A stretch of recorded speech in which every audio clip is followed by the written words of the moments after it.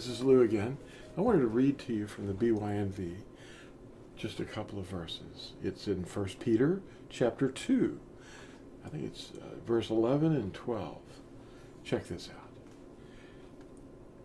He's talking about us being aliens in the world. Now, let's see. Wow, this is bright. So we're going to start here at 1 Peter chapter 2, and we're going to pick up right after he explains to them that the people that are stumbling because they rejected the chief cornerstone, the name. It's a stone of stumbling and a rock that makes for falling. And they stumble because they are disobedient to the word, to which they were also appointed. But you are a chosen race, a royal priesthood, a set-apart nation, a people for a possession, that you should proclaim the praises of him who called you out of darkness to his marvelous light, who once were not a people, but now the people of Elohim, who had not obtained a compassion, but now obtained compassion.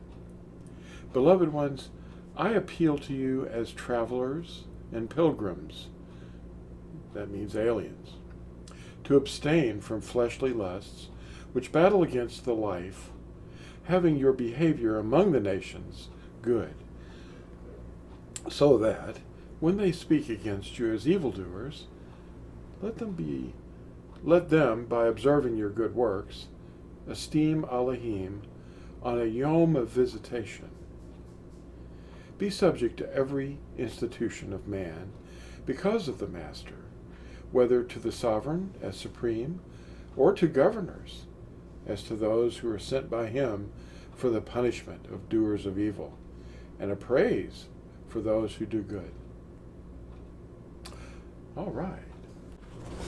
One of the things I wanted to show you today was the latest tract, which you can get a link to in the description of this video.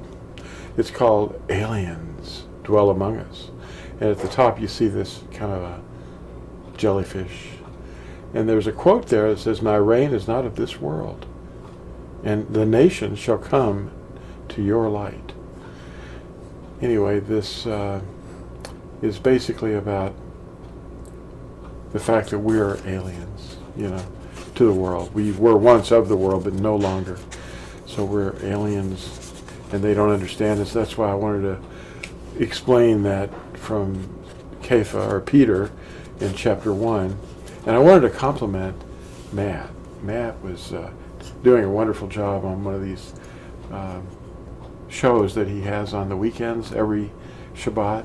And it's called End Time Watchman. I'll put a link to his thing here, and you'll see some reference to him at the end of this video too, as the trailer. And he was talking about the fact that all these people are on YouTube, and there's hundreds, maybe even thousands, of young people that are out there, and it's wonderful that they're reading scripture. But all of them are saying, I had a dream. And the remarkable thing about the thing that's happening there on the internet is that there's not many, if any, old men showing you what their dream was. I have dreams, but I don't make, YouTube posts about them. I learn and I study, and I want to know what Yahuah wants me to tell you. But Matt, on his show, he mentioned that it was Acts 2, verse 17, and Joel, chapter 2. And he's quoting the fact that what you're seeing on the internet is not what you see in Scripture. Let me read a couple of those sections to you. I've got a reference to it here. Okay, Acts 2:17. It basically says, your sons and daughters will prophesy. Your young men will see visions. Your old men will dream dreams. And that's basically Peter, or Kepha, talking to the crowds on Shavuot at Acts chapter 2, warning them That's what this is all about, warnings. And he's quoting Yahuah, or Joel, chapter 2, verse 28. And this is when Yahushua pours out his Spirit upon all flesh in the last days. And it's kind of amazing that, and I gave him kudos on that, because Matt picked up on the thing that's happening is different from what Scripture says. And all you see are really mostly pretty girls and really young people saying, I had a dream. Let me tell you what God said. Well, they don't even know his name, you know. But anyway, that I'm not riding him or anything. I'm just saying that it is amazing that Matt was nailing it. He said, there's something going on here. They're hearing some strange things. And we're sure that they are having dreams, but are they really talking to you? Are they hearing from Yahushua? That's the thing. That was his point. Anyway, in this article, or this tract, that you can get from lamblegacyfoundation.com, it's called Aliens. We're having some trouble on TorahZone.net on loading these as downloads, free PDF downloads. But this is a real quick, brief story of me and how I encountered the name back when I was in college. And this is a picture of right over here, the inside of the Hekel Sefer, the shrine of the book in Jerusalem. And right inside this you see a kind of a scroll handle here. Well, this area right here is a glass protected, gas controlled environment for the great Yeshayahu scroll. They call him Isaiah. And the entire scroll is right there. And I mentioned that his name, which is on this other side here, is shown on the scroll as real Hebrew. And it's surrounded by the Aramaic copy work that they did. Because see, after we came back from Babel, we had inherited the Aramaic script, the script of our captives. But the name, as you can see here, is written by the copyists in the original Paleo-Hebrew original. And this is kind of what it looked like here. The Mina Tekel Parson. And there it is. And it's read from right to left. So that would, and I want to read this to you. On the very back page, let's see if I can do this so you can read along with me.